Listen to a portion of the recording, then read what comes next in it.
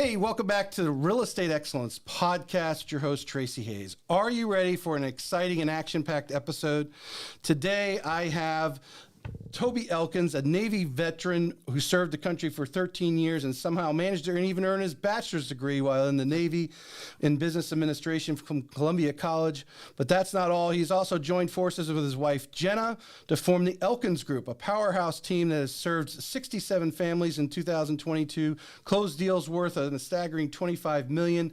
But wait, it gets even better. In this episode, we'll be diving deep into the strategies, mindset, and vision of the Elkins Group has for 2023 after their incredible success in 22. Join us as we welcome Toby and Jenna Elkins of the Elkins Group with Momentum Realty to the show. Hey, thanks so much. We're really excited to be here. Yes, thank you. As we were talking pre-show, I really, enjoy having the couples on because you guys, I'm digging more into the top agents, and obviously couples working together is a unique thing, and to actually make it work at work and not at work is kind of amazing. So we're going to dig into that today. Yeah. Yeah. So, but Toby, let's start off a little bit just so everyone gets a little background on you guys. I'll start off with Toby, Jenna, and then we'll go to Jenna. Toby, where did you grow up, and then what led you into the Navy? Sure. So grew up in a small town called Ponte, Arizona. It's maybe like 5,000 people. Grew up there. So if you don't know, there's 2 ski resorts in Arizona. One's in Flagstaff, and the other one's where I'm kind of from, Sunrise. Grew up there, and then we I did a little bit of college outside of high school. Didn't really know what I wanted to do. So I ended up joining the Navy. I told my parents, hey, I got to get out of here. I got to go do something. Yeah. Joined the Navy, and then did that for 13 years. Did 6 deployments? Yeah. So 6 deployments away from each other. Learned a lot from that. My family has some background in real estate, and that's kind of how I jumped into that. Because, from what I could tell from your LinkedIn and then just translating what's online to what you're telling me now, it wasn't something like immediately like after high school, you're like, oh, I'm going to join the Navy, that summer. You came out and started to work a little bit, and we're like, at some point you're like, you know what, I've got to get out here. So I played sports all in high school, baseball, basketball, and football. So I did a little bit of, I played college baseball at a community college. Kind of thought, everyone, you're going to be a pro athlete. You're going to do that, and then you hit the reality and you're like, oh, it's a lot harder than you think. So I had some odd jobs. I was like a manager at Fuddruckers, which was nice. You always laugh at that. It's one of my favorite hamburger. I put that in the top 5 hamburger places. Yeah. Because he's very proud of that job. I'm very proud of the job. Free burgers and shakes. And then that was in Phoenix at the time, but I didn't really have a lot of direction at the time. I was a young kid. Mm-hmm. So I moved back home, started working at a car sales place for one of my friends. Their parents owned it. Wasn't really in the sales side. It was more just like cleaning cars. Yeah. Then I became the head high school baseball coach there to give back a little bit because I love baseball. Mm-hmm. And then at that point, I wasn't really in school at the time anymore. And I was like, my uncle lives in Jacksonville. He was in the Navy as well. So kind of talked a little bit about that. And then I was like, I think I'm going to join the Navy. So what was your occupation in the Navy? Navy, so I was on the aviation side, so it's called a AWO. Mm. So I did a lot of I was in the back of the plane. It was crazy. You're in the Navy, but I was never on a ship once. So, my immediate thing when you said air service, I saw immediately. I figured you were on a carrier. That was my immediate thought. No. It's a big plane. They're all stationed at NAS Jax here. Mm-hmm. It's like a 767. But it's called a... They're hunting for submarines. Yep. It was a P3, and then it transitioned to a P8, the new planes. Mm-hmm. So they had different roles in the back. I was more the electronic warfare, did the radar, electronic work, the camera work. And then there was another role for some other people that were doing that dropped the sonobuoys, and then you track it with the sonar, and then we're tactically figuring out where that's Pax River's another, or I don't know if it's still operation with Pax River's another. Yep, we were stationed in Pax for 3 years. Oh, Jenna called it hard time. 3 years hard time. 3 years hard time. There's not a lot to do with that. It wasn't bad for me because I was like kind of reminded me about my hometown. It's not that far from DC though.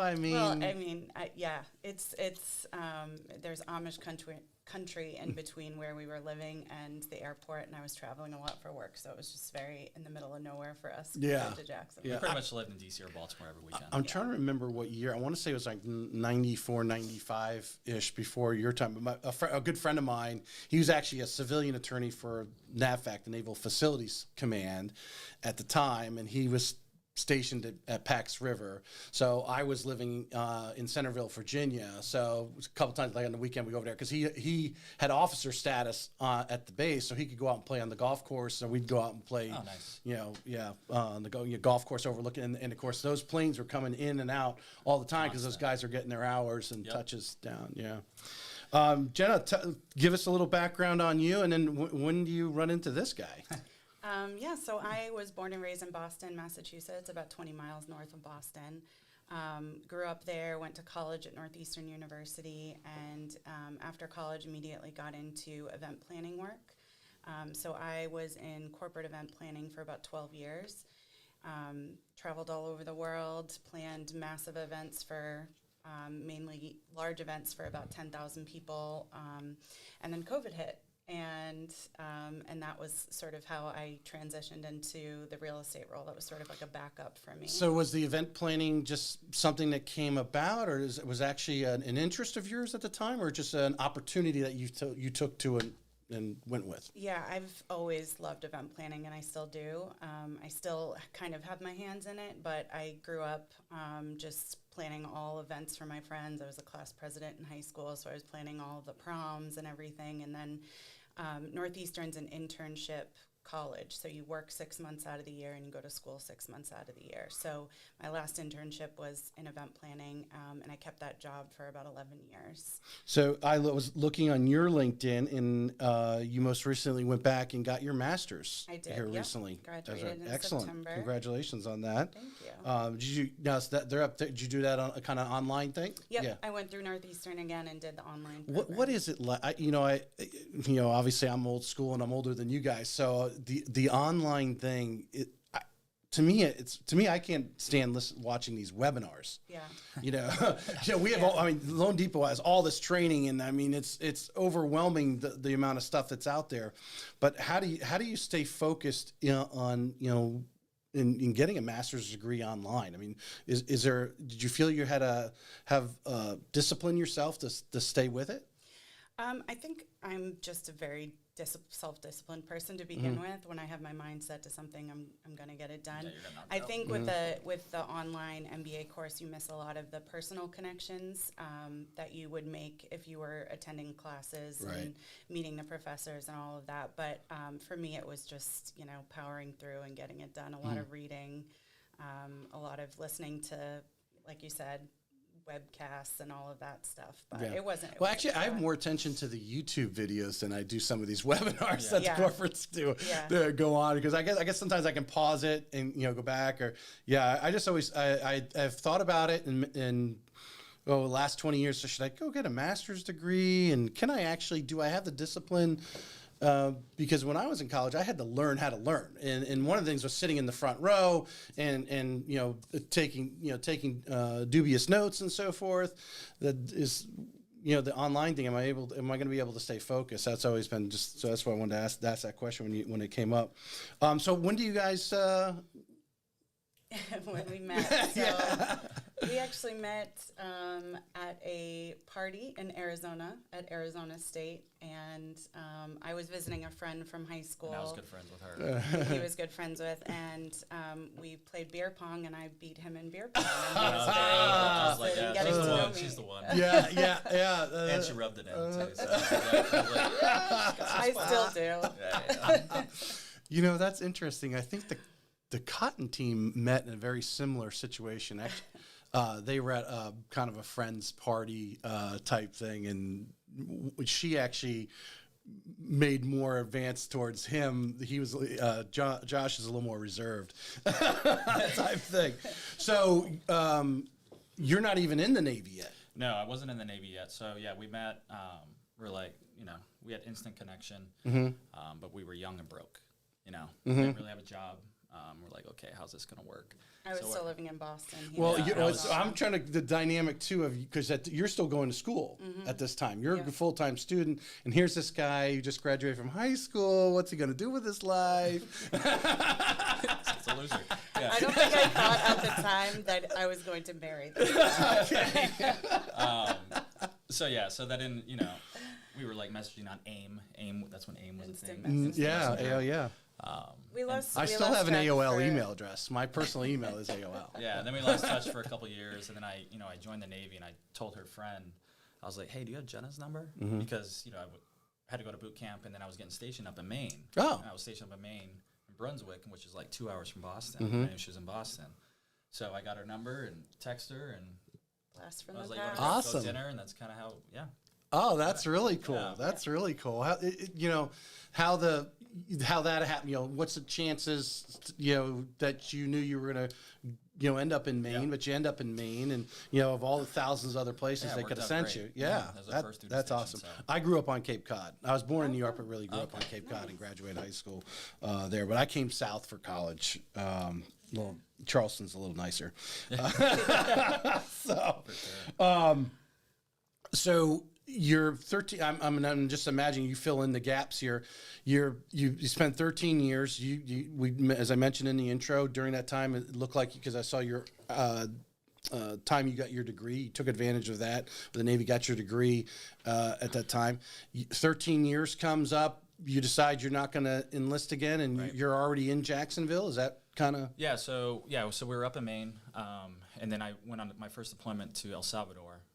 We're doing like drug ops down there, and we were moving. The whole base was shutting down. We're moving to Jacksonville, and so Jenna came down with me, and then I did a couple more deployments in like the Middle East, and then at like my 6-year mark, I wanted to get out. Like I was talking about, I was like, I don't know what I'm gonna do. Maybe I'm gonna be a nurse. Maybe I'm gonna go do this. I have no idea. I was Right. maybe a cop.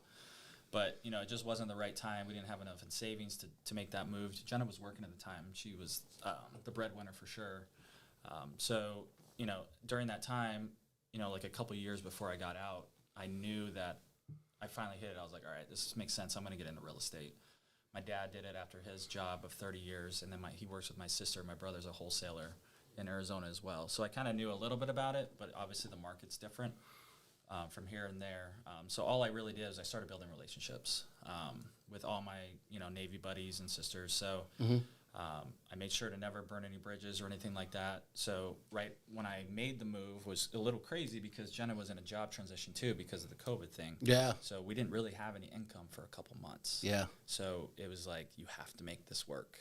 And so my last deployment, I was doing tons of research, just looking at all the different brokerages, and I didn't know what I didn't know. Right. Right. So I was just looking at the numbers. I'm more of like, I can figure stuff out on my own, trying to learn it. So look at podcasts, everything like that. And then that's how I went to EXP first, because I get to work from home.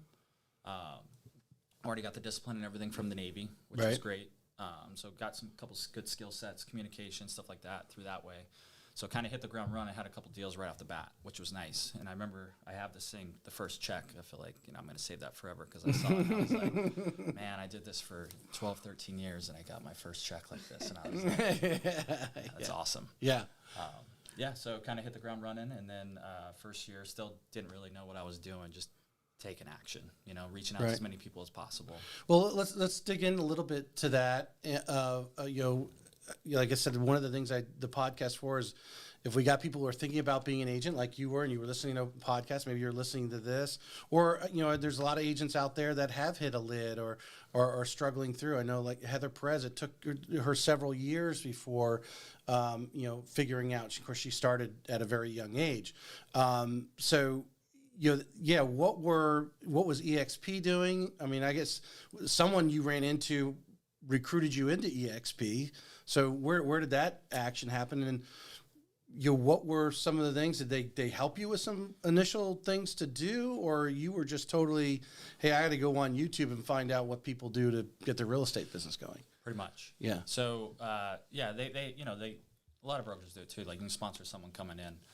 So with that, I was listening to podcasts, trying to figure out like, how do I get coached? I had like really no guidance or anything. Like I didn't really know how to do anything. So I was going through YouTube, podcasts, anything I do, and I stumbled across some other ones. One of them in particular that was, they were probably getting money on the side, but they were, trying to get recruiting people to EXP. Right. And one of the people that they were interviewing, he's in South Carolina. I don't know him personally.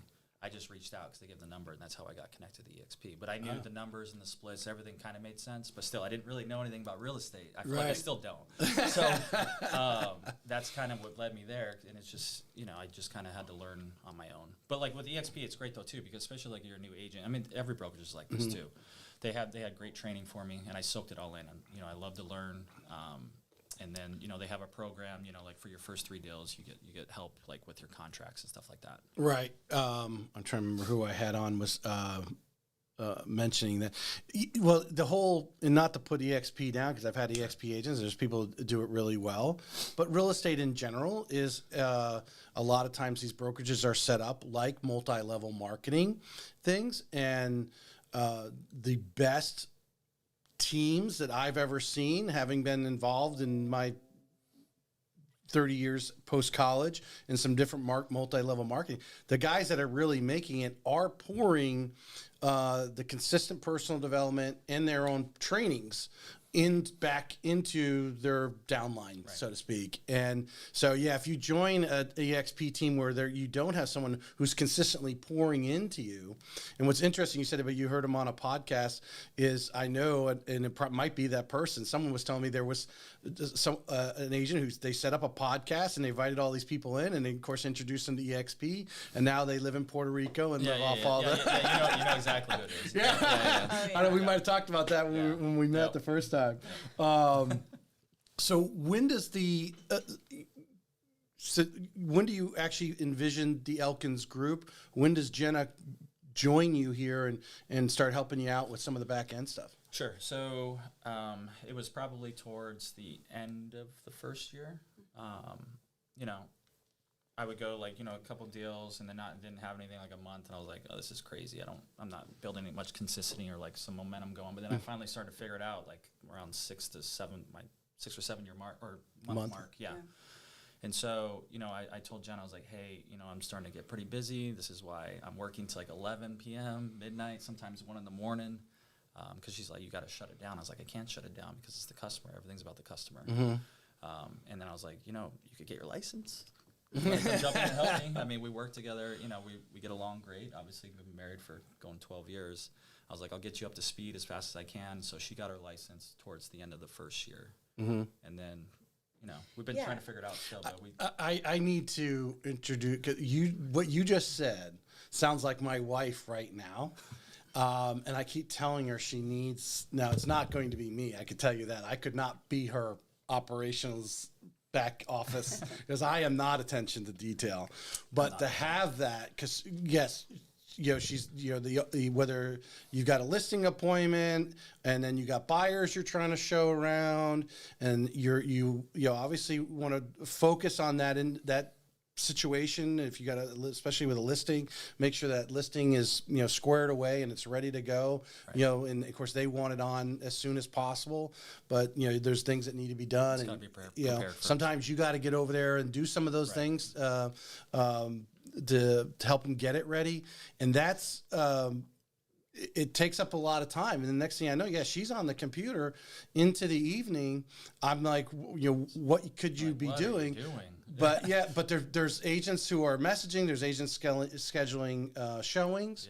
I know she literally had a listing. I stuck the sign in the yard there's my operations. I stuck the sign in the yard for her on Thursday, and literally, immediately was 3 showings on Friday, a dozen or more showings on Saturday, and she's scrambling around, and she's let's say slightly towards the perfectionist side, and wanting that house to look as the best it does. Like she's like, I need to run over and turn the lights on. It looks a lot better when all the lights are on. That kind of thing.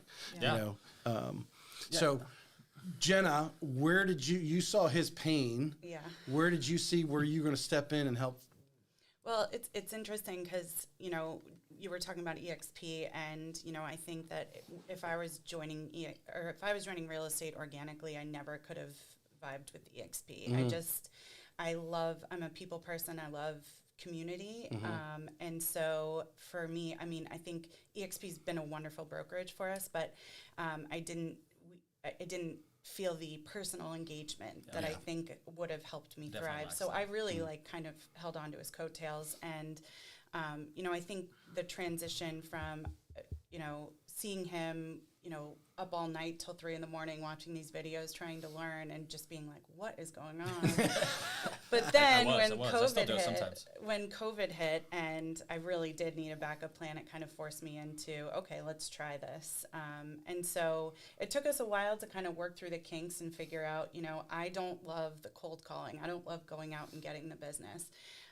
It's really hard for me to pick up the phone and call someone out of the blue and get rejected. Like it ruins my day. And I'm working on it, but it's very difficult for me. So we kind of ironed out the kinks, and I'm a problem solver. It's like a natural thing for me being in events. And so pretty much what we've worked out is, once they get under contract, I'm there through the end. I'm working out the deals on, the inspection report and helping them with all of the obstacles and the negotiations and stuff like that, which I love. Right. And I'm still there, but she takes the lead completely. Yeah. So if they need to talk, if I'm, if I did all the showings, if I have the rapport, I connect her immediately with the customer. Mm-hmm. Yeah. So. Yeah.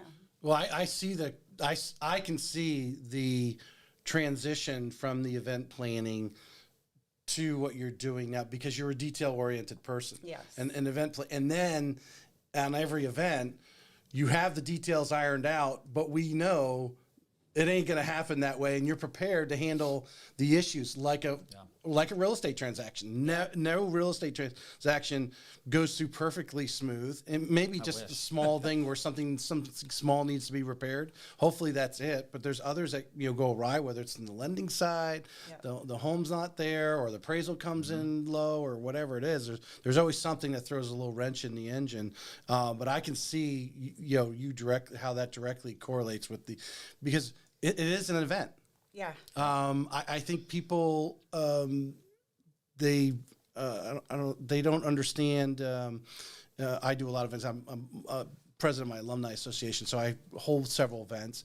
But even if I'm doing a seminar like next week at the St. John's Board, I'm going to start hitting the social media out there now. Say, hey, you need to be there. You need to be there. You need to be there. Yeah. And because you got to create that momentum going in. I see a lot of people from an event planning, just to go off on my slight little tangent here, they plan an event and think because they just post it once on Facebook that everyone's just going to be like looking for events that day. I'm like, there's a lot of things going on in the real estate world, right? But when it comes down to the customer, it's an event for them. Oh yeah, and your detail has got it planned out. This is going to happen on these days, knowing that it may not happen. They might get pushed out a day, but you're prepared for that because you're used to that. Yeah, she's really good at it. Yeah. Yeah, and I think communication is the biggest thing too, as you said, right? You can't just put an event out there and expect that everyone's going to come. It's making sure that they're informed throughout the process, and I feel like that's one of the things that we really try really hard to do, is just making sure that, there's not a lot of lag in between the times that we're communicating with them, that they know here's what's happening, we're waiting for the appraisal, we're waiting on this. And I think that's been one of the reasons our customers come back to us. Yeah, we're really big on that, is the education stuff. So it doesn't matter if it's a first-time buyer, if they bought like 10 homes, we always treat them the same, because I remember when we bought our first place and, we sold, not saying anything bad about the other agent, but they didn't really tell us anything. Yeah. So we didn't really know what was going on. We just, because you're putting all your trust into them. So what we do is, we make sure to disclose everything. But at the same time, I want to make sure, they know what their appraisal is. They know the contingencies. They know the inspection contingency. They know what a binder is. They know, what seller credits are, concessions, like all that. Because I feel like it's really more important because we're all on the same team. So at the end of the day, when they're done, they have that great experience, and then they tell their friends. So yeah. Jenna, how important? Because you're. Well, each of you answer this question. Actually, how important is it to set the expectations up for them? Like you said, giving them a little, hey, you're going to, this is what the escrow is going to have. I was just working, a client I got in process here today. Yes, here's your insurance. They're going to put it all together. That's going to be part of your cash to close. So she's, oh, great, thank you. She's not closing for another couple of weeks, but now she's not worried about paying that out now. Taking that little bit of time to educate. Now, okay, now we got the policy set. This is what we're going to do. That's going to be part of your cash to close, and you just going to bring it all in at closing. How important is it, up front to set those expectations with your buyer or seller?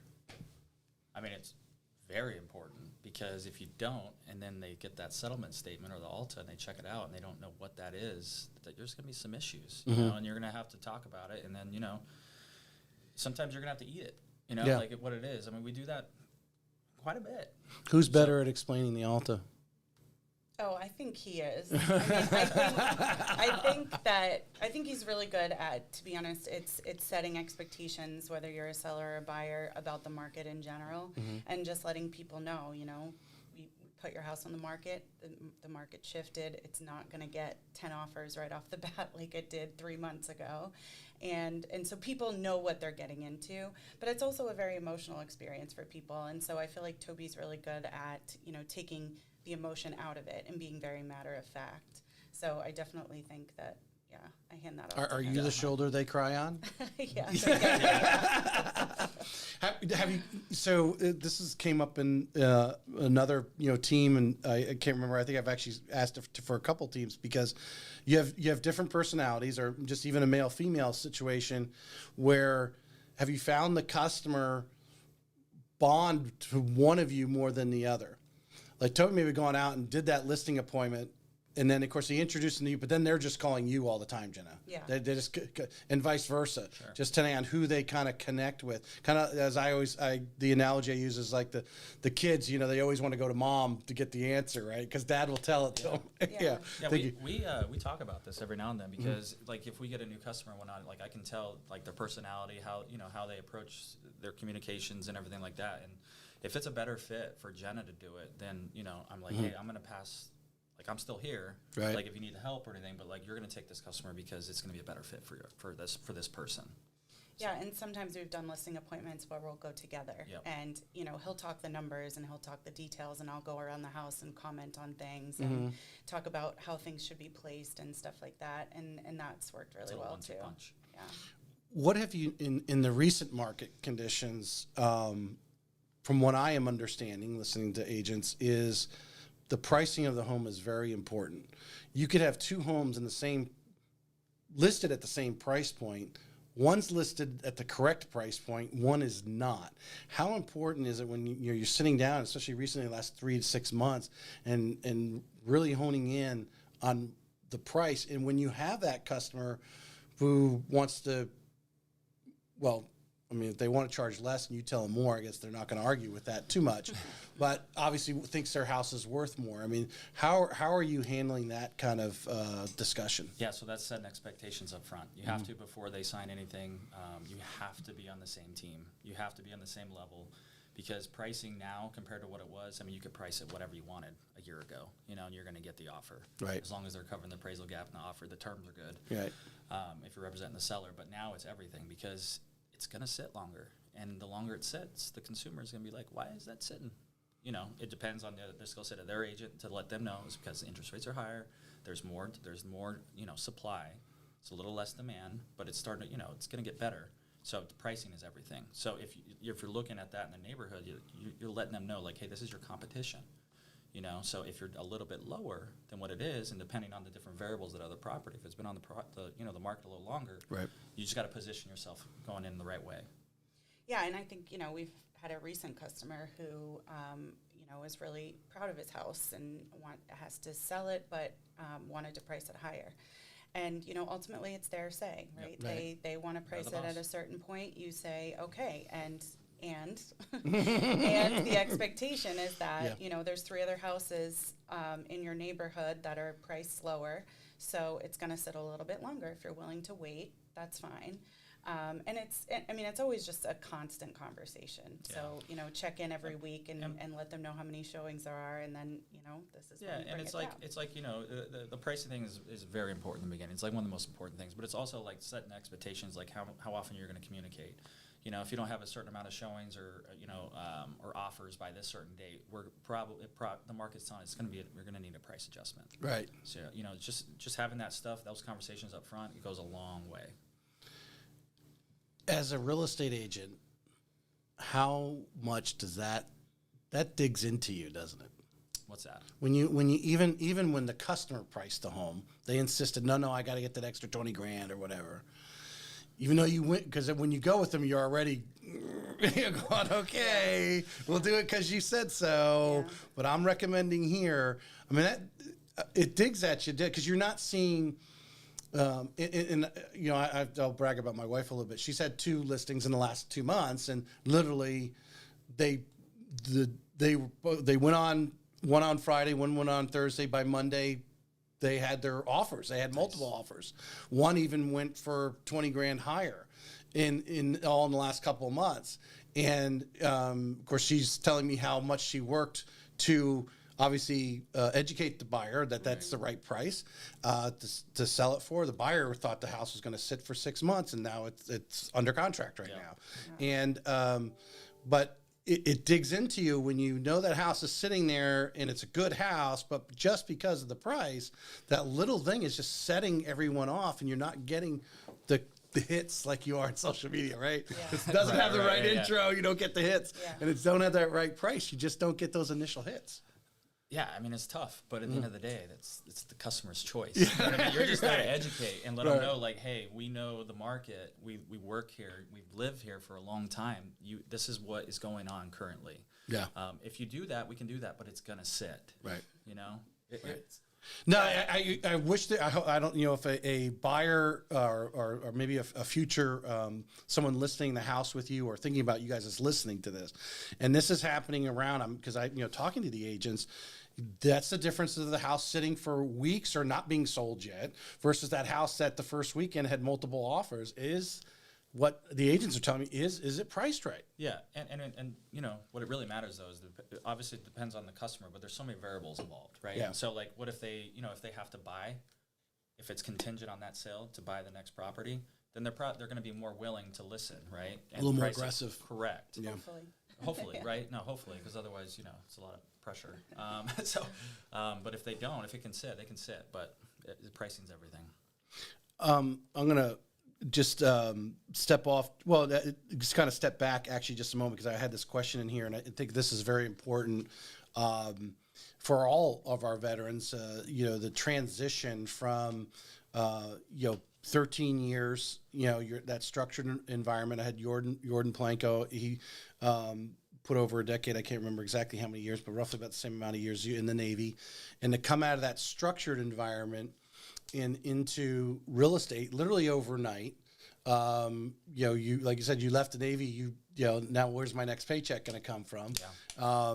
From that standpoint, what are some things, 2 or 3 things that you would recommend to your brothers and sisters out there who are in the service and are coming out, and whether it's real estate or whatever, what are some things they could start preparing themselves for? I think you started preparing before, obviously. It was a couple years before. Yeah. So give them a couple tips. Yeah, it depends on their goals. So if they're trying to look to retire, do their 20 so they get their pension and everything, obviously then you have some time, but you don't want to procrastinate at all. There's a lot of people that I know, they procrastinate to the very end. They don't really know what they're going to do, and then they have to, they're forced to get in a job. Mm-hmm. Either, they have kids or whatnot, or a family. But what I recommend, what I did, you don't have to go 2 years, but like start looking at least a year out just to get an idea of what you want to do. There's tons of great programs out there too. You got your TAP class and everything like that. There's a nonprofit that we're going to start working with that helps veterans, transition from that career to the civilian world. So there's all those different programs, but it's mostly like just getting out there and being vulnerable and talking to people. Would you agree that they kind of have to get out of the box? Because I think one of the challenges with being in the service and coming out, and I know these different groups that are trying to help the veterans who are coming out, there is not always a direct relation to what you are doing there, but there are things that those skills can be translated over into something else, or in your case, your self-discipline, the structured environment that you were coming from, you took that, and now, of course, now you're civilians, and all of a sudden, there's no more structure. You created your own structure. Correct. Yeah. And that was a big reason why I joined the Navy too, is because I needed discipline. I was a young kid, and I needed that. And the biggest thing I think out of the military you get, and it's the best thing, is perspective. So you're going, on those deployments, for 6-7 months. There's all these rules, crazy rules. I hated it. I hate rules still. But what you get out of it is you learn discipline and you learn patience. which is very relatable to, the civilian side, because I think that's why we, do good with our customers, because we're patient, we're disciplined, and we kind of take the emotion out of it. Right. You know what I mean? Right. But I think just building on that, I think one of the things that was a little difficult for you just from observing was, and even a lot of our buyers and sellers are military or former military. And so working with VA buyers, they are on top of it. They sign the contracts, they're just, their deadlines are deadlines, right? Right.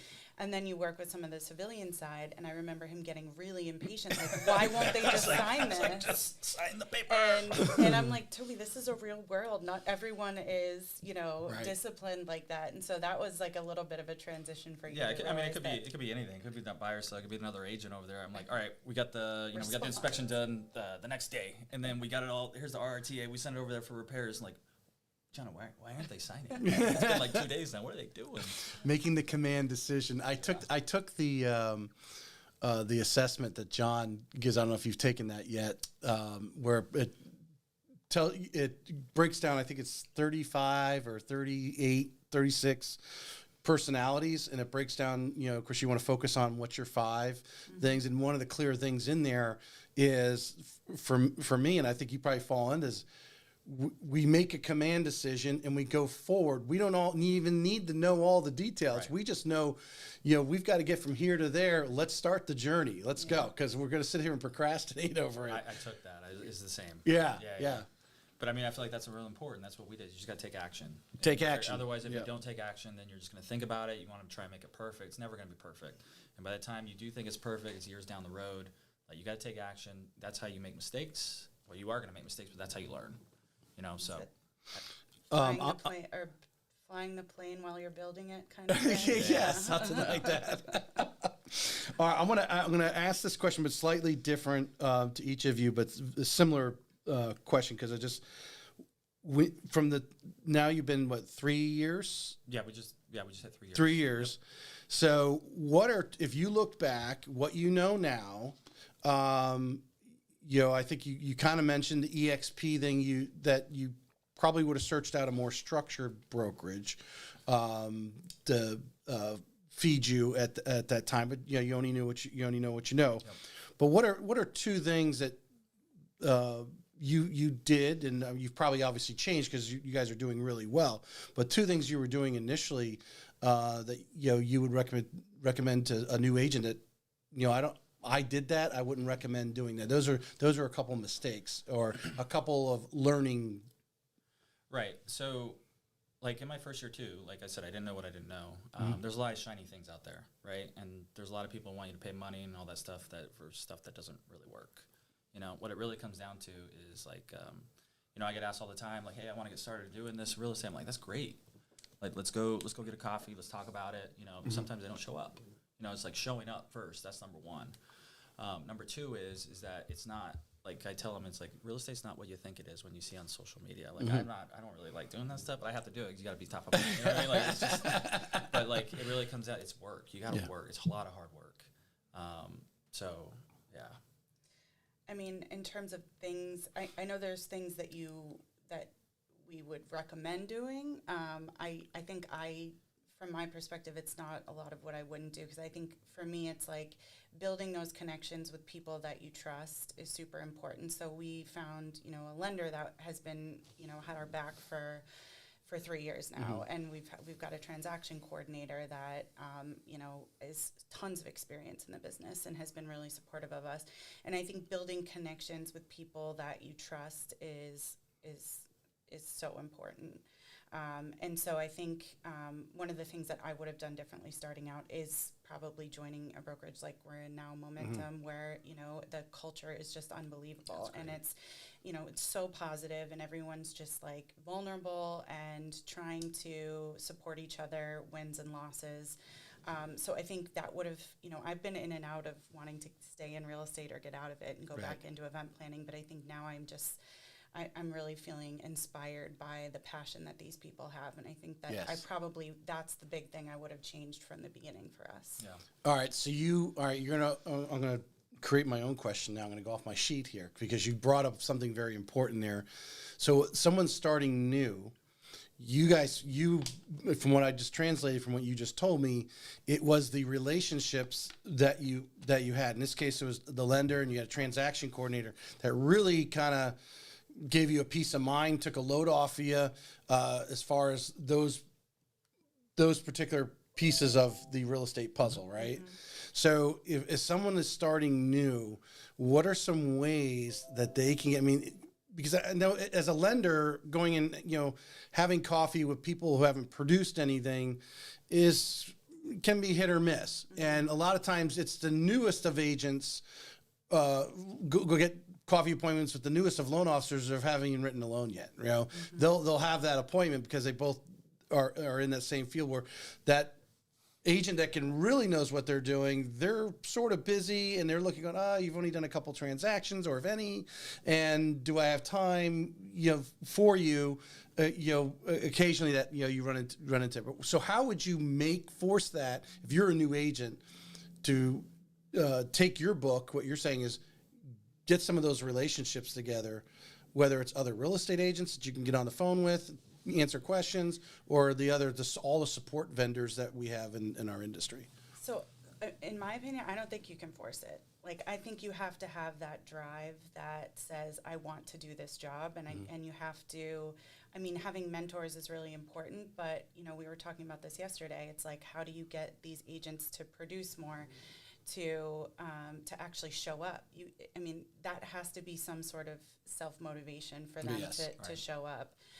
But I think if you work at building a community of people around you that have your back and are there, I know Toby or I, in a heartbeat, would go out and have coffee with someone who's interested in getting in the business. But you can pretty much sniff out whether or not that they have the motivation to be in this job. We've been approached by some people getting out of the Navy who have said, we want to get into real estate. Because we don't want to work that hard. We just kind of want to do our own thing and not work that hard. And then it's like, okay. Yeah.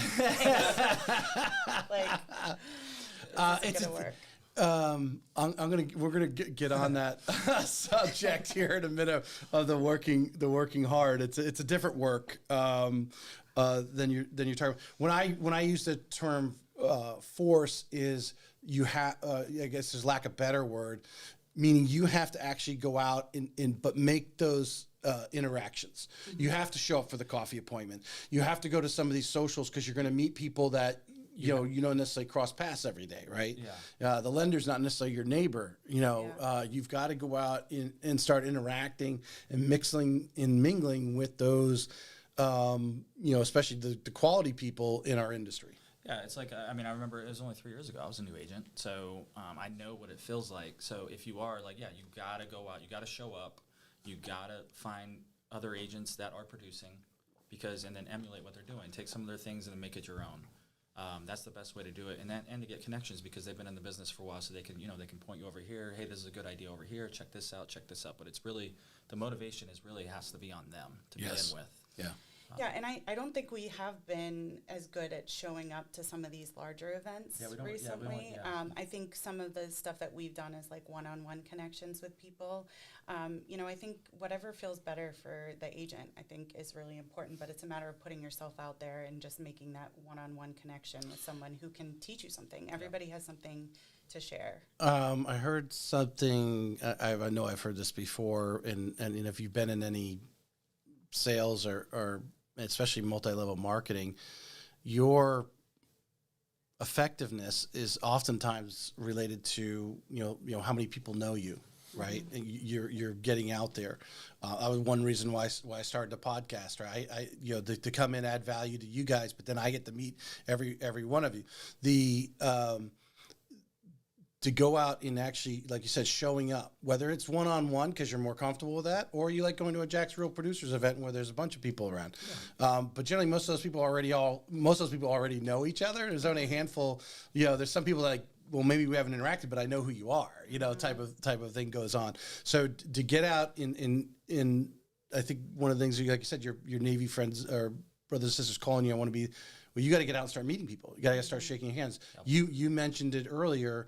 The last couple of years, you spent a lot of time trying to build the best relationships you can with the brothers and sisters you were working with before you got out. I did, and I didn't ever bring up real estate. I never told them what I was going to do. I made sure to make connections. I mean, it's a good thing you should be doing this anyways. It's right. Nice. Right. Now you have a reason good. to. Right.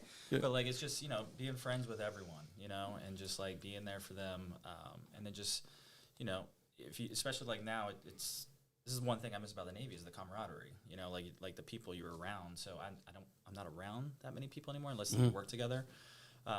So, it's constantly always commenting on their posts, knowing what's going on in their life, because it's, it makes them feel good. It makes me feel good. So, yeah. Well, there's definitely a bond in, I think, the military. You've treaded over the same turf. Yeah.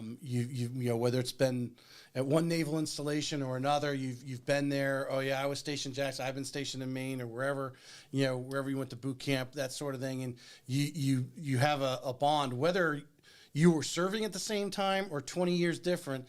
You were on the same ship or you were on a ship, or in this case you weren't, but right. but it's a bond. There is a bond. It is a bond. There is a bond there. That's why I always have the hashtag Navy Trust Navy. Navy Trust Navy. I'm gonna put that. I'll make that a little Canva thing for that. All right. Well, you said something there about like making remarks on their social media posts and so forth, which leads me into one question. What is your? Because I imagine you're kind of leading up the prospecting, right? Yeah. Jenna's on the backside. I'm on the front side. So what is your favorite way? And the reason why I ask this, because John Brooks drills down on this for you guys and tries to help everyone find their niche in prospecting, because everyone's a little different. What is your go-to prospecting that you can 10x? Yeah. So we had a lot of business from Facebook. I don't pay for any ads or anything like that. One's probably because I don't know how to make them. But it's always reaching out to people like that. My first year, because I didn't know where I was going to get business, so I did a lot of cold calling. So I had to figure out how to do that. Followed a couple people that do it successfully online. So I did that for a while, and I was like, okay, I really suck at this, but it's starting to work a little bit. And then I got a couple transactions under my belt with like some Navy people. But we have a running theme right now where like we're working with a couple of people that are deployed right now. We work with a lot of people that are deployed. Mm-hmm. So we do a lot of virtual showings, make sure they're all good to go. And, when they're coming back, they're excited, which is great. They're going to buy their house, but they're talking to all their buddies out there, and you get a referral from there. So we've had, probably the referral just keeps going on these deployments. They're in close quarters. Very close quarters. So that's close quarters. Like, they're talking. Sometimes, at one point we had like 5 or 6 in a span of like 4 months because they're all coming back. Right. So it's kind of blown up a little bit in the Navy because, they know that's like one of their brothers out there that's doing it. Mm-hmm. And so they know and trust me. Because, it's the same. It's the same thing I tell everyone. It's like, I'm going to give you the same advice if Jenna and I are buying or selling. If I don't think it's a good idea, I'm going to tell you. And I'll tell you why. That brings up an interesting thought there. And I've had someone on here. I can't remember what we were talking about. The virtual sale, the walking around FaceTiming or whatever you're doing. I imagine on the ship, if you're sending someone a video and they're sitting here watching it, I guarantee you one of their buddies is over their shoulder. Yeah, I'm sure. Watching it as well. Hey, this is a house I'm looking at. Boom. You've got eyes. So there's on deployment. You're bored. Yeah, exactly. Yeah. So, what are some of the little things that you've done or just learned how to do? Because I imagine you weren't perfect at it at first, but when you're doing that virtual sale, that distance sale, whether they're up in Seattle, Washington, or they're on a ship in the Mediterranean, what are some techniques that you do when you do that walkthrough through the house to show them? Yeah, so it's, I make sure, obviously, that's why sometimes I'm working 2 or 3 in the morning because, they're 12, 13 hours ahead. Right. So their schedules, you always got to accommodate to them first. Mm-hmm. So that's the main thing is to build the trust and everything. They had one of their buddies that I helped or we helped. But it's, they're on our site, they're looking at their homes, then they let me know what they like. And then usually what I'll do is, it depends on their situation. If it's like late or something like that, If it's not, then we'll do like a FaceTime. But most of the time, I'm always doing a video anyway, so I record it, I put it on my YouTube, and then I send them the link. And then when they get the link, they open it up, let me know, we'll jump on the phone whenever they wake up or whatnot, and then kind of take it from there. Talk them through it. Yep, and we talk it through it. But we have to but this is the thing. It's like I'm still uncomfortable doing it. But we're good at it now because we do a lot of virtual stuff. So you have to disclose everything because they're not here. They're not seeing the neighbor's house. Yeah, they're not a totally different experience. They're not. It's way different experience. So you have to approach it like just very carefully. Because, I always run and joke. I always tell them, I was like, I don't want you to hunt me down later. But, so when you're recording, they're pretty long because I want to make sure they know everything that's going on with the house and the neighborhood. Right. Because there's more to just sending them the link to the listing. Correct. And then just seeing those pictures, which are obviously, anybody's going to list a house or going to make the house look the best they can because I want people to actually come and look at it. And most of the time the house doesn't look quite as good as the pictures, but it got you there.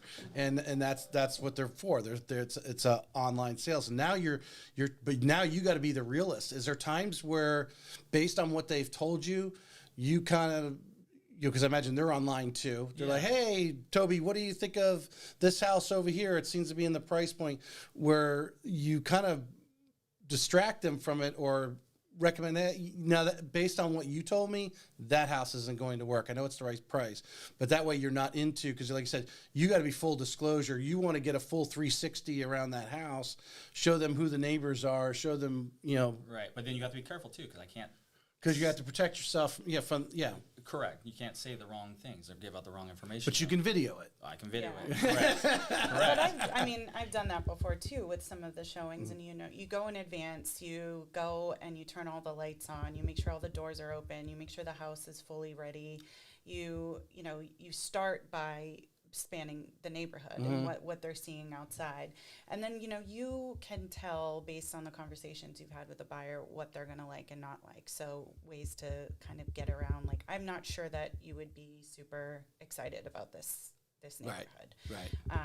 And, one of the first times that we closed with a buyer that was overseas was they were home for the closing and we did the final walkthrough, and that's always like, oh boy, I hope they like the house, and we haven't luckily had any bad experience, but I remember that first one was pretty nerve-wracking, being like, okay, are they actually going to like what they bought? It's very similar to a normal, let me just put preface, it's pretty similar to a normal showing, but it's just, you just have to go more in depth and then to have the video. Yeah, because they're not there turning their heads. You have to turn their head for them, right? Exactly. Are you finding a lot of them are ready to buy sometimes from the distance, or the husband or wife is deployed and the spouse is here, and then more are you getting some clients too that they're actually starting their looking process because they know in 6 months and they just want to see what's available in what in their price range or in the neighborhoods they're thinking about right now, but they're really not going to buy for 6 months. So the house you might be showing them is probably not going to be there. Yeah, but that's the initial conversation we have with them. So if they hit me up before they go on deployment, they know that it's they want to buy. They want to buy it while they're out there because they don't, because that's the thing. We know about orders, we know about the lingo, we know about how all that works. So that's why it helps with them. So if they want to buy out there, that's completely fine. We do online notary, all that good stuff. It's because when they come back, they don't want to waste their leave to go look at homes if they don't have to. Right. You know what I mean? Especially if they have like a family and whatnot. They want to be settled. That way when they're there, they're good to go. The family's settled, good to go. Yeah, a lot of it happens before they get home. Yeah. So if it's 6 months out, to answer your question, we just let them know, like, hey, it's not a good idea to look. You're on our site and everything like that. Check out homes. I just want you to have a feel of the market, what's out there, the prices, the price points. But like, if we look at something right now, I don't want to show it to you because you're going to love it and it's going to be gone. Right. Unless you want to buy now, but you're going to be paying a mortgage. Are a lot of these? What's the percentage or that are just being given orders to come to Jacksonville versus those who are actually like yourself retired, or leaving the Navy or any of the armed services? What is the percentage of that you're dealing with? There are a lot of these, and the reason I'm asking the question is because I think the person who's getting new orders to come to Jacksonville is a little quicker to make just a command decision because they just want a house for their family to be in, versus that person who is now leaving the service, they're might be in there for a while, right? There's a different attitude. Right. Yeah. So, like, what's the percentage of our Yeah, business? Like, yeah. how many? Yeah. I'd probably say it's 50-50. Yeah. Probably 50-50. Yeah. But did you notice a difference in the? Oh, 100%. Yeah. Because they have to make a move, because they have it's time crunch. So versus people are out here like we're not salesy at all. Like I can't stand sales. So it's like we don't like if you buy you buy. If You're just sell, really sell, good at it. You don't know you're doing it. No, like, so if you buy, that's great. If you don't, that's great. If you sell, that's great. If you don't, that's great. We're just here to advise you and help you out. So someone might hit me up and they might not buy for like a whole year. Like that's cool. Do what you want. It's your money. Right. But like if it's someone that's coming in for like a deployment, or whatnot, like that's when like, hey, these are our priorities because it should be, but they have to be in. Like we have a chart and everything. Like within the next month, 2 months, 3 months. So who's keeping track of this type scenario? And I bring this up because I had Heather and Danielle on last week. And they were talking about a postcard or whatever. They kept trickling on this person. Actually, I think it was 2 years, if I'm not mistaken. I forget the time, but it was a period of time. And then the person never responded, didn't unsubscribe from the emails or anything. But then all of a sudden, just out of the blue, said, "Okay, I'm ready. I want to go buy this house, or I'm ready to go buy. I'm ready to just go find a house." So you get these people in this pipeline. How often are you? What are some of the things that you're doing? For the ones who are, might be 6-8 months or more out, what are you doing to make sure they're still in your house and on your team? Sure. So we have them in our CRM, and then we just set it up for follow up. So depending on a lot of them are our friends that we've met over time. All our customers become friends, and they tell the other friends about it. But I would say, if it's like 6 months to a year, we'll have that initial conversation with them over phone to see what they want. Is it all email or No, text. What's kind of your process from I know a lot of different teams have, whether it's a 30, 60, 90 day, and then, obviously the 180 and 3. Are you calling them for a while and then go to email, or do you have, what's kind of your schedule?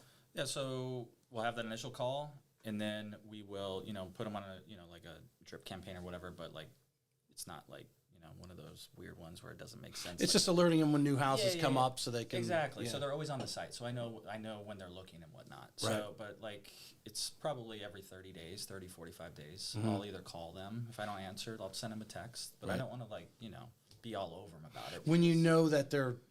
When they're getting. Then they're seriously 6 months. Because I think it's a little different.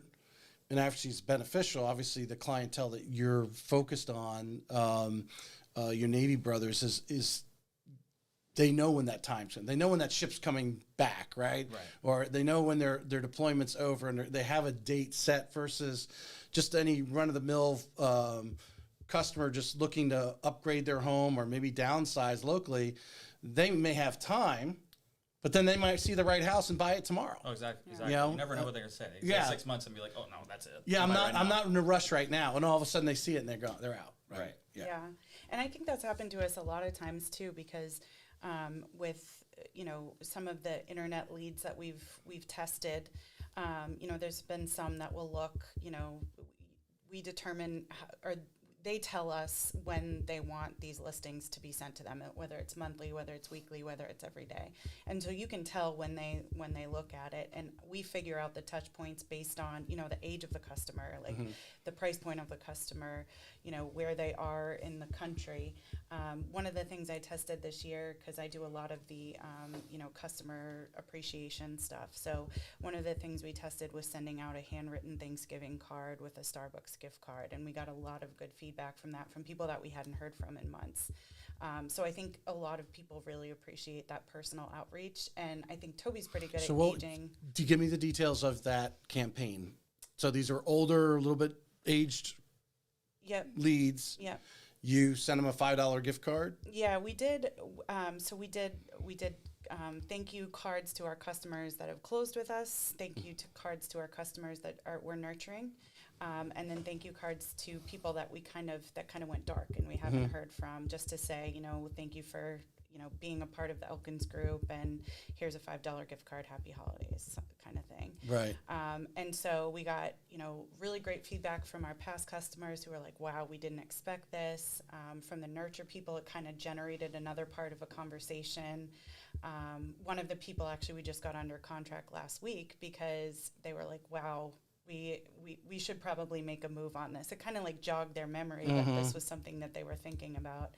A Starbucks gift card. A Starbucks gift card. I know. But I think it's more just the handwritten Yeah, thing. I think 100%, goes a long yeah. way. Everybody gets That took a emails. while. Their people's email boxes are flooded with emails, and just Right. having that personal touch. And a lot of times I'll throw in, because we have a Facebook page where people subscribe to, and so I can see, they're having a baby. I'll write in congratulations on your new addition, and just adding that personal touch that really makes it feel like a relationship versus a business transaction is Right, really right. important. And to go back real quick, just like those people you were talking about that are out there, we always make sure to add. They always add to our social profiles.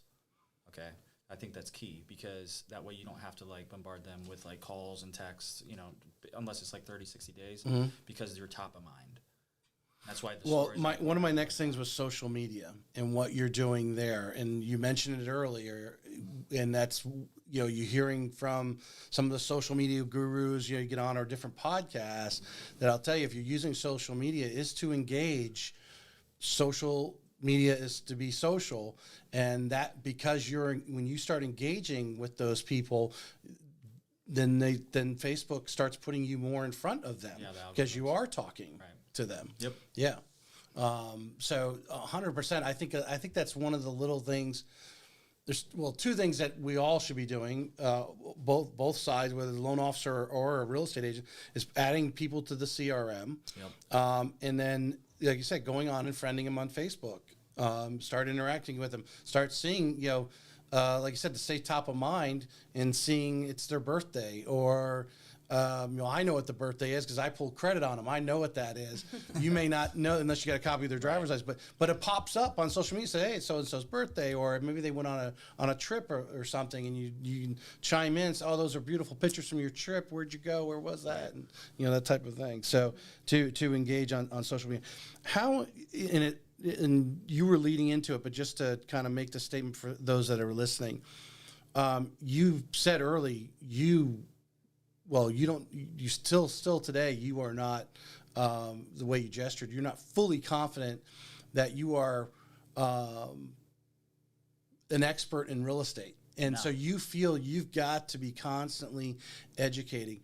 How important is that, and what are some sources that you use to keep feeding yourself with new information and on the industry? Yeah, like I don't look at the numbers. I really don't. So to me, like, it was 3 years ago when I started, like, that was a big reason for us to move to Momentum was, I love the culture. I love everyone wants everyone to win, because, business is unlimited. It really is.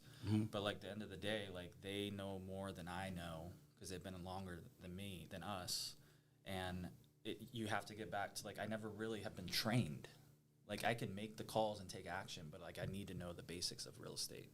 And so we knew, we had a good trajectory. Like, we were going pretty good numbers, but, like, it started to plateau, and I could see it, and I could feel it. And I was like, hey, we got to make a move, because I need to be in the local presence to people that know what they're doing, and just to soak it all up and learn, and also to be able to help everyone else out with the brokerage, because everyone's great. Right.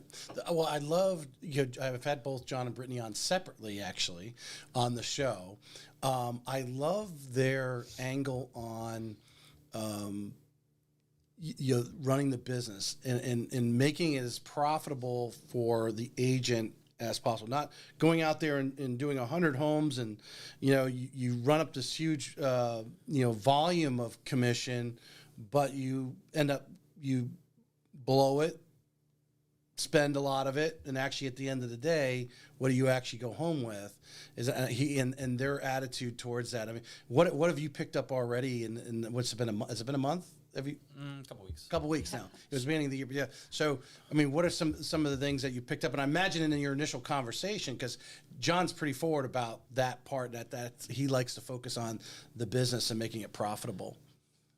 So I've been, they don't recruit or anything like that. And I like that, because they're not forcing you into anything. So, but the mindset they have. Sales It's- guys are easily sold to. I'm Yeah, gonna I tell you that. You know what I'm saying? But the John has a good product. That's why he bought it.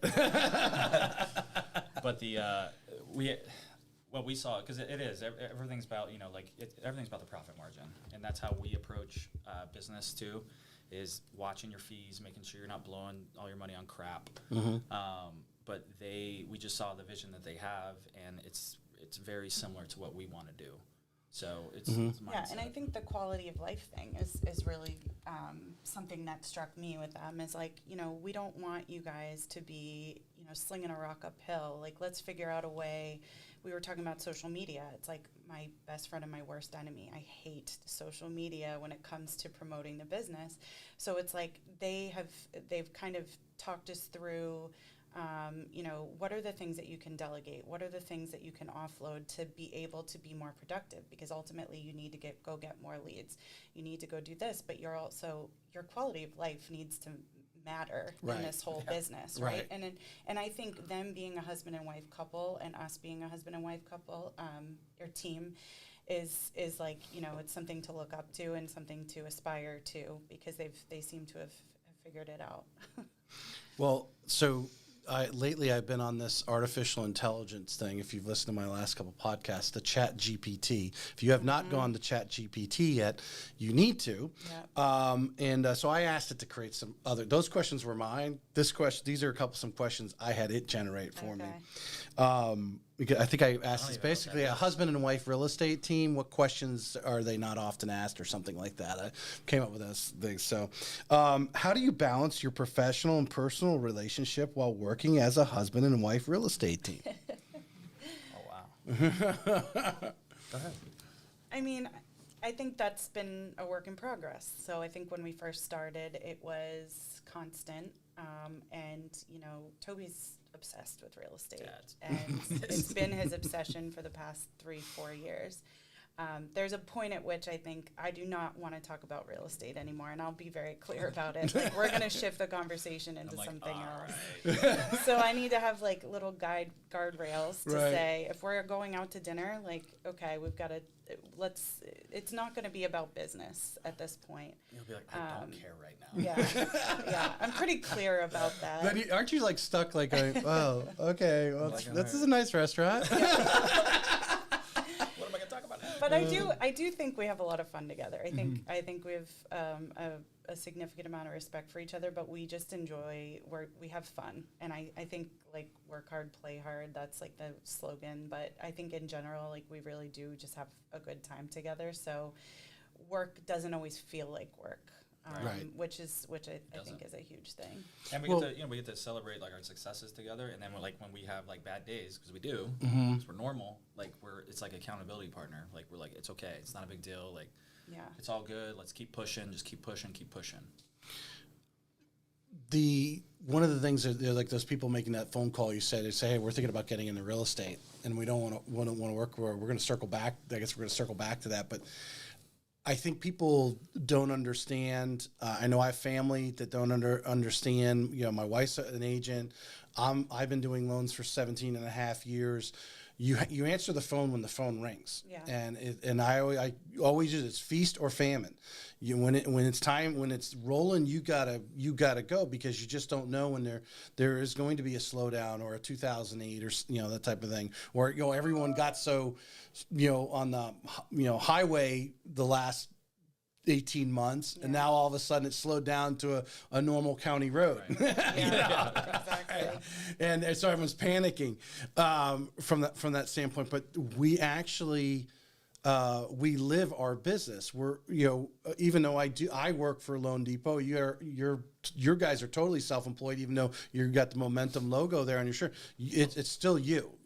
John's not going to yell at you because you didn't show up today. He might call you a couple times and say, hey, what's going on? But the third time, he's probably going to say, I guess they don't want to do it anymore. Yeah. We've got to get up and make our own things happen. Whether that takes 15 minutes or 15 hours a day, that's what it takes. Right. And I think a lot of people don't quite understand that. So when they talk about it, being easy, is you may be going out to dinner with a past client, or maybe a client you may have just acquired that's looking for a home and say, hey, let's go out to dinner tonight, because you're building a relationship, Right. and it's building that relationship is part of what we do. That's it. It is, you are actually working in doing that, and I think that it's the relationship part I think a lot of people take out. You may be really good at having house parties and in great socials, and you're creating relationships all day long. If that's your business and it gets 100%. You referrals, do it every Saturday night. You know what I'm saying? Yeah. You know, I know I was talking to the Century 21 down in St. Augustine, and they were talking about I think it was there, or they were referring to someone. There's an agent who just loves doing YouTube videos, and he gets leads off of it, and he just gives the leads other. He doesn't want to actually deal with the real, but he gets the he's licensed. Yeah. He gets the referral fee. And that's what he likes to do. He gets to chill at home. He's 10xing that. I guess awesome. he makes enough to awesome. do that. So that's where I think the disconnect is from. We don't want to work as much. Yeah, we don't want to be required to clock in at 9, or, you know, if you're on the ship, you're required to be at your post, whatever, from here to here, and show up at certain times and that sort of thing. They don't want someone else dictating that to them, but we just blend it into our life. Exactly. Yeah. Exactly. It's constant. These are the good questions I like when you have the husband and wife team, and we're going to dig it. Oh boy. How do you? This is going to lead into the second question, but this is the softball question. How do you approach decision making and problem solving as a team? And you kind of led a little bit into it when you said you're having a bad day and you have that accountability part. But when it comes to marketing or anything that you guys are doing, or even how to negotiate some little tougher deals that need some post contract negotiation, what do you got? How do you guys do your problem solving? Should we talk about the good cop, bad cop? Yeah. So I think in terms of problems, I think we're very well aware of what our strengths and weaknesses are. And so I think that one of the things that we've established is when it comes to negotiation, my experience in the corporate world has helped me be a little bit stronger of a negotiator. So sometimes Toby will come in as a little bit of the gentler presence, and then when we really need something I would have thought done, the other way. I know. That's what most people say. Yeah. Well, that's the part that I like. I mean, it's all about give and take, but I think I really enjoy I enjoy negotiating to the point where everybody is winning, in Right. some way. Right. So I think we've pretty much established, it's sort of an easy handoff. Okay, the decision is that you're going to deal with this, and then the decision may be that I'm going to deal with this, just based on, and that's all been trial and error. I don't think anybody figures that out right away. I think it's a matter of we got a good system time right now, and but experience. It took time. Yeah. But if I did that though, like I can do it because I did it before Jenna came on. Like that just takes time away from what I need to be doing. That is income producing activities that actually matter. Yeah. You know what I mean? Yeah. Prospecting. Because that one's already in the trap. It's in the system. Yeah. Like it's good to go. It's going to close. We're going to make sure it closes. Right. So it allows me to put all my energy, because that's all we do. Or that's all I do is prospect and lead gen all day, every day. So you've been in the business 3 years already. You've already realized that. I had Kim Knapp on, a few weeks ago. Very successful. She's been in the business 20 years, and she said the same exact thing. I don't know where along the line she came to that conclusion, but whether it's having pre-listing inspections to avoid the repair, because those are time suckers. Yeah. And going over the littlest of things, and like she said, a lot of times, it's, for something less than $1,000, it's like. She goes back to her buyers and said, so you're willing to pass on this for $1,000? This is the house you want with the market conditions you are. We don't know, there's only one house on that street. You may find another model like it, but that's on that street, it's on the golf course, or it's on the water, or whatever. Right. That's the only address, right? Yeah. Are you willing to walk away for $1,000? But she mentioned the same exact thing. Those types of post-contract things are time suckers to take away from the money marketing activities. That's what every agent should be doing. Yeah. 100%. I mean, and she runs a huge team here, and you've picked that up in just 3 years to find those things, or obviously have a teammate that knows how to squash them quickly, she's good. Efficiently. Yeah, and enjoys doing it. Yeah, she does. All right. How do you handle conflicts and disagreements between each other? There has to be a story of a disagreement. Yeah. Have we had a door slam? Any door slams? What? think like we need some space sometimes, right? Like we work together, we live together. You go to the coffee shop today? You Yeah, go to the coffee shop today. I'm on this I side of the remember house, yeah. when we first got into real estate, we were renting an apartment, and it was both working from home. It was a small apartment, so I would just hightail it out of there and go to the coffee shop at Jack's Beach just to get a little space in between us. I mean, yeah, it happens, and I think that getting a little time and space away from each other sometimes just to let it all simmer is probably my best advice. Yeah. I'm gonna. This is my last formal question. Okay. Unless you guys can add anything in here, things, because like I said, I want this video that's out there, the podcast out there, whether someone tomorrow or 3 years from now listens to it, learns a little bit about you guys and your ideology and how you guys work together, that they're going to pick up something from the show and different things. So if I've missed anything, you guys could be thinking about something you want to say. But here's my last formal question. Share a unique challenge or benefit you have experienced working as a husband and wife real estate team. So I would say challenge is it's still a work in progress, but trying to figure out how to make sure our systems are nice and smooth, right? It's a challenge because otherwise we're going to argue a little bit because we're husband and wife and around each other. What do you think? Well, you're just willing to say it to her, where if it was a coworker or someone you hired, you just kind of you'd polish it a little bit more. Yeah. Correct. So like it's I think he's doing that right now. Yeah. I mean, there's obvious unique benefits, right? We are a team of two, a lot of and benefits, everything that we do comes to us, which is amazing. I mean, it's been, I think, a unique benefit. To be honest with you, we've made such a community of friends through this job, and there's a lot of young couples that will come to us to buy a house and look to us, to see that what we've done, and we keep relationships with them throughout. And I think that's been really nice. I mean, I worked from home for 12 years when I first moved to Jacksonville, and it was really hard to meet people. And throughout, getting into real estate and building this community, I feel like Jacksonville is where we're going to be forever, because we just have this group of people, they come, they go, but we still keep in touch. And I think that being able to do that together is really You bring up an interesting thing. I know another couple, they're very social people. They and their kids are already out into college. So they have the ability to do it. Do you feel, because you're a couple and the fact that they're meeting you through this transaction, that because they did business with you as a couple, it's a little easier for them to say, hey, why don't you guys come over, or you invite them over, versus if you were the single agent and the spouse is doing something completely different, I don't really know, they're going to get along, or it's just not. But because you're a couple, it's already like, oh, well, my family, I know your family, type of thing. It's a little bit easier to have that interaction. Yeah. For sure. More social and relationship building. Yeah. I think so. That's all I have, guys. I obviously I try to do as much research on you as possible. We're almost an hour and 20, a little over an hour, 15 minutes. Yeah, it goes by fast. Yeah, that's but there'll be a lot of good reels and content to create for you guys for your social media. But anything that I guess the common question is that sales question is, if someone simply asks you, and I'm sure you've been asked, why should someone be working with the Elkins group? What benefits are we going to be working with from you guys?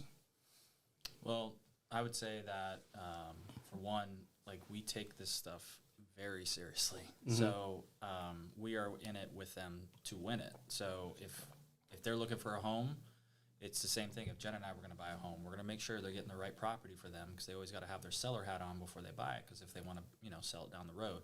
So constantly giving them advice throughout the whole transaction to make sure that they know that we have their back. Okay, we will do whatever we have to do on our side to get to the closing table, and we're pretty good at that. And then on the selling side, it's the same thing. It's just people want real, and they want people that are going to actually tell you the truth and not BS it. and I feel like that's what we do very well. Yeah, I mean, I would agree with that. I just think, when people work with us, they definitely feel a part of the family because we are a family. So I do think that it's sort of we just have that effect where, like Toby said, it's like, well, we think about this as, would we do this for our family? And a lot of people, that resonates with them. And I think, we're very dedicated to the customer. And we don't pretend to know everything about real estate. I mean, that's the thing about even being on this podcast is I feel a little silly because I'm still learning so much as we go. But we don't pretend to know everything. And so we're very clear about the fact that, if we don't know an answer to something, we will find out. Yeah, we'll find out. But we're not going to bullshit you. Well, I will say, I'm going to say a couple things, actually. One, your dynamics are there. Knowing your roles, your strengths, you said that earlier, plays with you. I know I had these thoughts going through, and I'm going to lose half of them, right? But I think if there's an agent listening right now, your success is because you focused on when there's time to do the prospecting, the last 2 years, you started thinking and putting your mindset into, I'm going to be a real estate agent. So you were meeting and greeting, you were doing those things, shaking hands, and I don't know if you were keeping track of everybody or whatever it was, you've created this process because the front thing is the prospecting backed by the relationship. And that's what you guys are pretty good at. I'm one of those people who say I'm not an expert at all. I don't know every loan program. If you call me and say, hey, so-and-so, do you have this program? Because I've heard there's this program out there. We probably do. We've got a lot. We got more programs. I can clog my brain with programs, but I'm not a trainer. Yeah. I'm an originator. I have to build relationships. You are an originator. You have to build relationships. If there comes the loan comes off the track or the transaction comes off the track, there are a lot of people who we pay a lot of money, that make a lot of money in this business, like the title companies. They see all these transactions. We only see a fraction. They see them all because they're all coming through. The underwriters, they see all the loans that Loan Depot writes, not just a few. Yeah. So that the originator's doing, they're dealing with all, a bunch of. So there are smarter people that are there to back us up. And when you have that confidence that's there, you focus on what you need to. In the Navy, you had one job, or you had a couple different things that you had to do. You weren't flying the plane. Nope. Yeah. So that was your job, and you focus on it. And I think that's what you guys got here is you're building relationships. And then I think the really dynamic thing that I've seen with the couples, as we've talked about before, whether it's John and Brittany, whether it's the Glenn team, whether it's John and Andrea, is their roles. Not to say that they only stay in their lanes, because we know we cross over and want to tell the other person they got pie on their face or something, right? But I think that's what they're getting with you guys in the couple dynamic in our conversation here. So, good. Anything else to add? Yeah. Good. All right. I asked this question to everyone that's been on the show. Each of you might have different answers, maybe.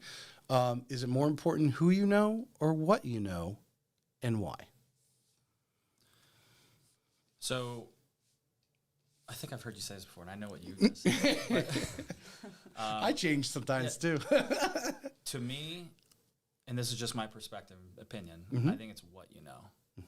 Because when I first came into the business, I had to learn everything on my own. Okay? And so I feel like that's just my opinion, but I feel like knowledge is everything, and learning, and it helps with your drive, and you get more confident because you're learning. So I think it's what you know. And no surprise here, but I'm the opposite. I think it's who you know. I think my immediate thought when I looked at you and you said it was my immediate thought in event planning. Yeah, there's a lot of who you know. It's who you know. Yeah. I mean, I think what you know has so much. it depends so much on who you know, because Right. when you spend the time talking to people and when you go through different scenarios with people and you build relationships with people, I mean, things happen for you. So I think that you know, what you know increases based on who you know. I think and this is my analogy, are your two different answers. Because of the world you came from the event planning, Yeah. you don't pick the location often, right? Someone says, I want to have an event and we're going to have it at that hotel. Make it happen. So you got to get to know, who's the people who are going to help me get that done. You come from the structured environment where you're trained heavily to do what you do, and then they leave you alone and let you go do it. Yeah. And then so you entering the civilian world, your first thing was to do when you entered the Navy was to learn as much as possible about what you were going to do. This is my value. That makes right sense. there. Yeah, I like nice. that. Thanks. I always thought I should have been a psychology major. All right. I'm paying you for the hour. Just going to close out the show. Please like and subscribe. I'm on the only social media is the ones Snapchat and those things I'm not on, but you're going to see reels from the show on TikTok, Instagram, Facebook Reels, Facebook itself, all at Real Estate Excellence, and also including LinkedIn on my personal account. But even if you put Real Estate Excellence, that should come up as well, as I do post articles and the clips from the show behind those great ones. So please like and subscribe, especially to the YouTube channel. I'm trying to pump that up. But appreciate everyone. If you can make a review of the show, I would appreciate that as well. And thank you for